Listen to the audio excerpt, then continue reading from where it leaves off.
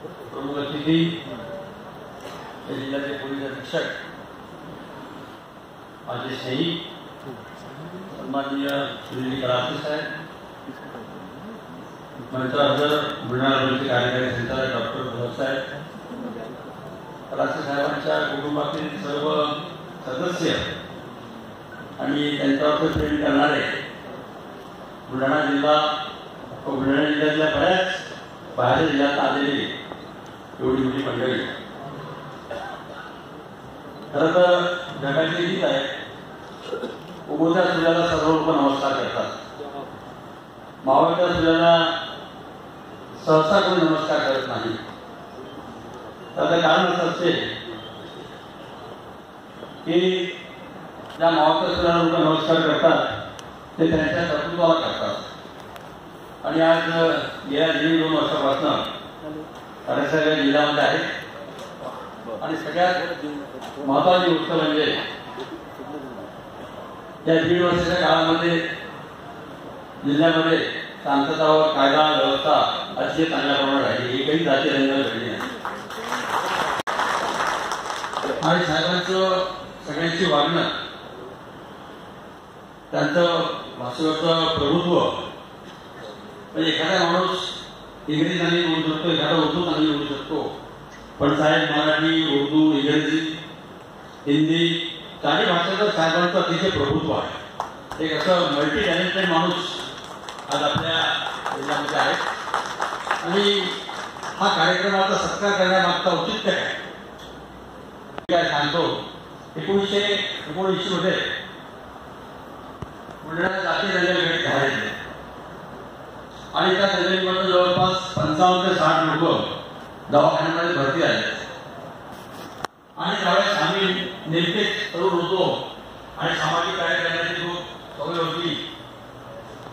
ते जे लोक दवाखान्यात भरती होते त्यांना गावापासून रस्ते नावापासून त्यांना आणून द्यायचे.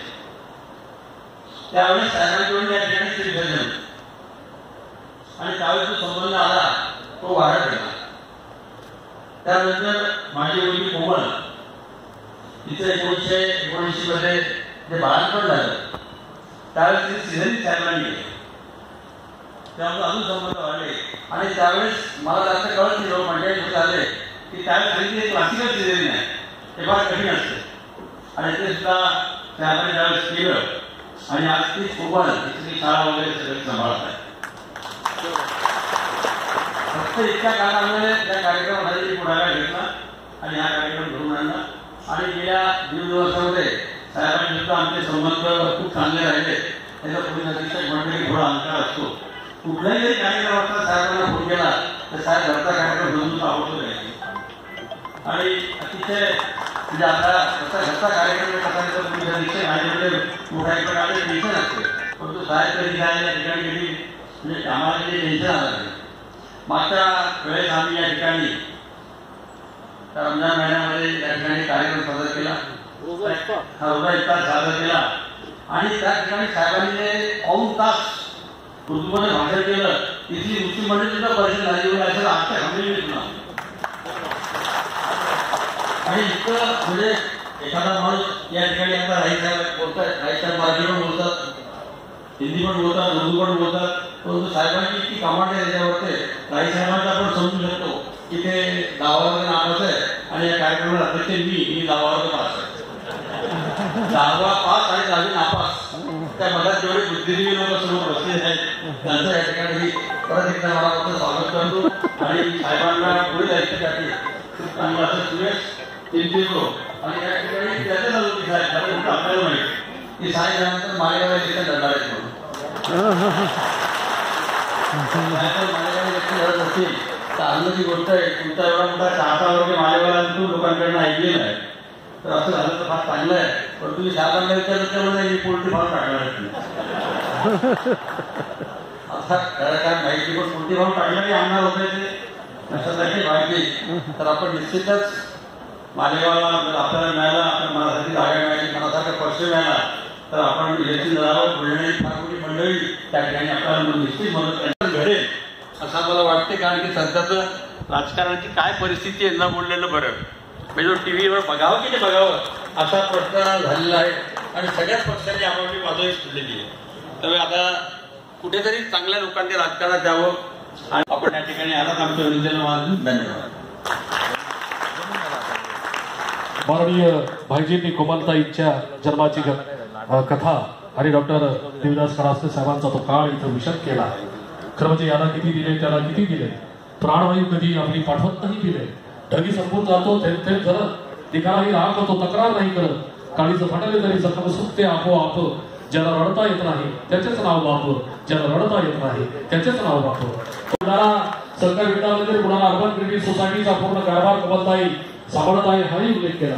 दुसरीकडे माननीय कडासरे साहेब निवडणूक लढणार असल्याचं माननीय भाईजी बोलले आणि त्यांनी सांगितलं की राजकारणाचे पर्यावरण बदललं. तुम्ही म्हणतो की राजा बोला राहत है, राजा बोला राहत है, राजा बोली राहत है, रानी बोली राहत है, पटरानी बोली राहत है, मंत्री बोले राहत है, संतरी बोले राहत है, सारे बोले राहत है. ये सुबह सुबह की बात है, ये सुबह सुबह की बात है. अशा या वातावरणामध्ये माननीय साहेबांची उमेदवारी खरोखरच अत्यंत महत्वाची, कल्पक परगरवाली वैचारिक ठरणार याबद्दल वाद नाही. कारण राजघाटावर श्रद्धांजली वाहून सगळे बगडे पळाले, महात्म्याचे सत्याचे प्रयोग सत्तेच्या उन्हात जळाले.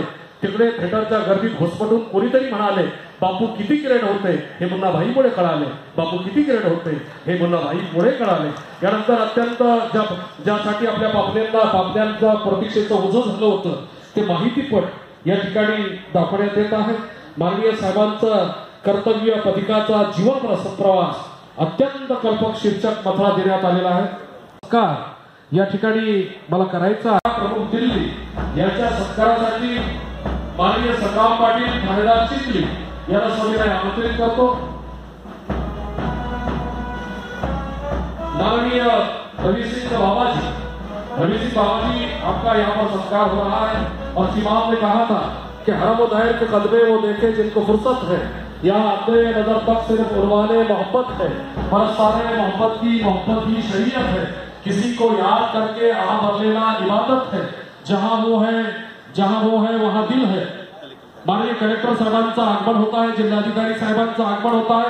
आपण टाळ्यांचा गजर करून माननीय जिल्हाधिकारी साहेबांचं स्वागत या ठिकाणी करावं. आहे याचा सत्कार या ठिकाणी माननीय श्री अशोकरावजी माननीय सुधीर पाटील विश्वासिक फुलं देऊन आपण बुलढाणा अर्बन परिवाराच्या वतीनं माननीय जिल्हाधिकारी साहेबांचा सत्कार करा. असो सुनाव नेहमी हा खास स्तराचा, घेण्यास मी मुलाखत गेलो घरी फुलांच्या, तेव्हा मला कळाला इतिहास स्तराचा, तेव्हा मला कळाला इतिहास स्तराचा. असं व्यक्तिमत्व डॉक्टर किरण पाटील साहेब, ऐकण्यासारखा जाणण्यासारखा एक माणूस हा वाचण्यासारखा, जो हरवेकाचा कायम हवा वाटतो संग्रही ठेवण्यासारखा. मजनू सुलतानपुरी म्हणतात त्या पद्धतीनं